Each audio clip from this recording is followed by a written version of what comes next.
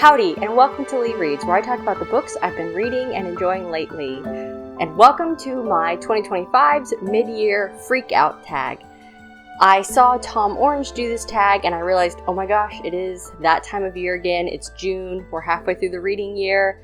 Let's answer the questions of the tag. First question is, what is your favorite book so far this year? There are several books that I have ranked at 4.5 stars, and they will be sprinkled throughout this list. I think the most fitting answer for this question, because I don't want to repeat too much, is Fox Mask by Juliet Marillier.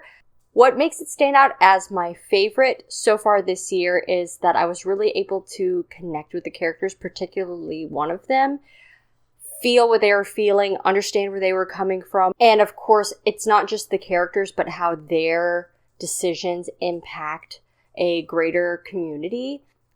It was a great sequel, so best book I've read so far this year. The second question is, what is your favorite sequel you have read so far? I'm giving this one to Jova's Angel, which is book 2 in this series by Sharon Shin. The way this world is set up, it is a great merging of what could be considered magic or religion meshing with technology, and going back to that quote about any sufficiently advanced technology that can't be explained as magic. And without saying too much more, I think that this trilogy so far is doing that very well. And that's what really hooked me about book 2 in particular. But I still haven't read the third one yet.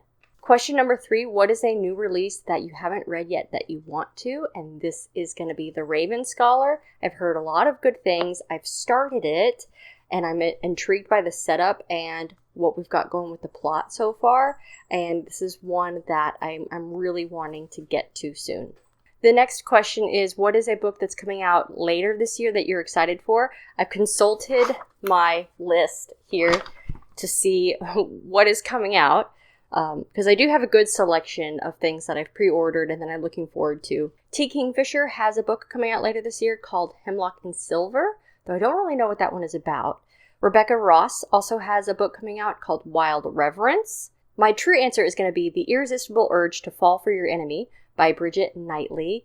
This is, I think, an enemies to lovers type romantasy. I discovered this author actually through some fan fiction that was like one of the best stories I've ever read. I'm very excited to see what they do with their original work. Based on the tone of what I've read by them before, I think they're funny, but really can be serious and dark and quite heartfelt as well. So I'm really hoping that this book is a success for me.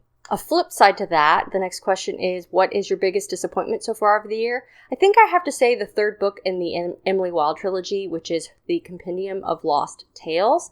I felt that we were a little bit more distanced from Emily in this book than we were in the previous installations, and we were spending a lot of time in Fairy, and I just kind of wanted more of that connection, more of that magic. So I was a little bit let down by that one, but overall I still do recommend that trilogy. What is your biggest surprise of the year? I'm going to go with a new-to-me author, Louisa Darling, who writes historical romance. I think she might publish under another pen name. I don't know what it is. Different genres. The thing that took me by surprise with her writing is the emotional depth and connection I felt with that overlaying sense of humor.